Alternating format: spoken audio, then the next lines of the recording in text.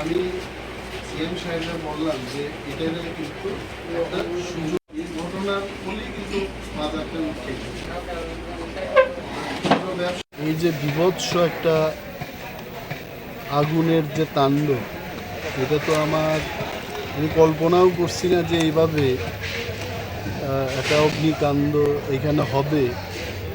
বটতলা মার্কেটের সাথে কিন্তু আমি অনিমেষ দেববর্মা আমার একটা বিশেষ ভালোবাসা এই বাজারের প্রতি আমার আছে। আমার মনে আছে এই বাজার থেকে আমি ক্যালকুলেটর কিনে ইঞ্জিনিয়ার হলাম।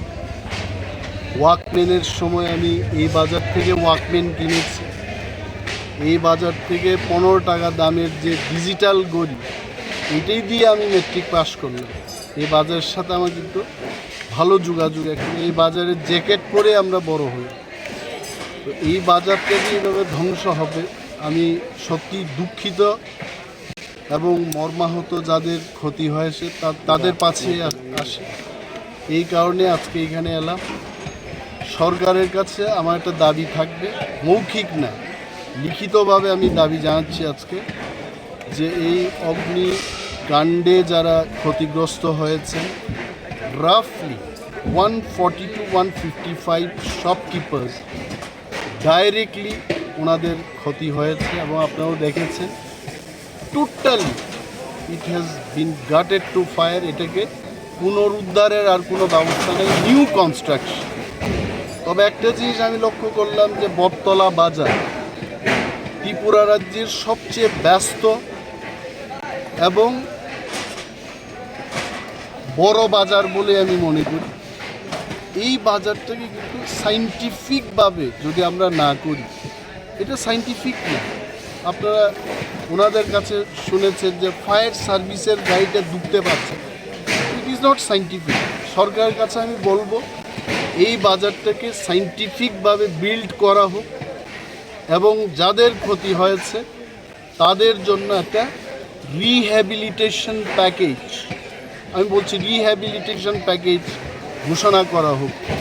ডিজাস্টার ম্যানেজমেন্টের ক্ষেত্রে কী হয়, ভূকম্পে যারা ক্ষতিগ্রস্ত হয় তাদের 2 লক্ষ টাকা বা 5 লক্ষ টাকা, ট্রেন অ্যাক্সিডেন্টে যারা মারা যায় তাদের যেমন একটা প্যাকেজ দেওয়া হয়, সরকার অতি দ্রুত এই রিহ্যাবিলিটেশন প্যাকেজ যেন ঘোষণা করে তার দাবি আমি করছি। এবং আগামী দিন এই বাজারটাকে কীভাবে বিজ্ঞানসম্মতভাবে এই বাজারটাকে যেন গড়ে তুলে তারও আমি দাবি জানাবো। As a leader of opposition সরকারকে আমি এটাও দাবি জানাবো যে আপনারা যখন ডিজাইনটা করবেন, দয়া করে বিরোধীদের সাথে নিয়ে এটা করবেন, কারণ এই বাজার আমাদের সবার বাজার। এই বাজারটা যেন রক্ষা হয়, ভালো হয়, আরও যেন ভালো হয়, এটার দাবি আমার। এবং বাজারের যিনি সেক্রেটারি এখানে আছেন, প্রেসিডেন্ট, আমি ওনাকেও বললাম যে লিখিত কপি আমি মুখ্যমন্ত্রীকে দেব, ওনাদেরকেও আমি সেই কপি, এবং প্রয়োজনে যদি বিধানসভার অধিবেশনের আগে কোনো ধরনের প্যাকেজ যদি ঘোষণা না হয়, এটা বিধানসভায় আমরা উত্থাপন করব এবং আলোচনা করব। এইটুকু বলতে পারি। এনভিআর বিদ্যা, এই যে ছোট ব্যবসায়ীরা যারা আলু বিক্রি করে খায়, যারা চাল কুমড়া বিক্রি করে খায়, এদের অবস্থা কী হবে? এদের তো পথে নেমে যাবে। Only government can save. এবং সরকারের এই খাতে অনেক টাকা আছে, সরকার দিতে পারে। সো এইটুকু দাবি রেখেই আমি ওনাদের সাথে যোগাযোগে থাকবো। এটা কোনো পার্টির ব্যাপার না, এটা কোনো জাতির ব্যাপার না, এটা হচ্ছে আমার ত্রিপুরার বাজারকে রক্ষা করতে।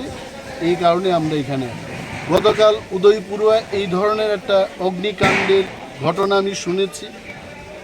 বাজারে যে সমস্ত জায়গায় পাওয়ার ডিপার্টমেন্টের লেখনা আছে, সমস্ত বাজারে ত্রিপুরা যে জায়গাটাতে ব্যবসা বাণিজ্য হয়, সমস্ত বাজারে যেন টাইম টু টাইম পাওয়ার ডিপার্টমেন্টের লোক এসে এইগুলো চেক করে, তারও দাবি জানাচ্ছি।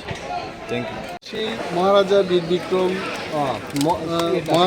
বিক্রমের যে শ্মশান ঘাটটা, এইটাও যেন রিনোভেট করা হোক, কারণ এই বাজারের সাথে সাথে ওইটাও যেন একটা আকর্ষণীয়ভাবে সরকার এটাকে রিনোভেট করে, এটাও আমি দাবি জানাচ্ছি।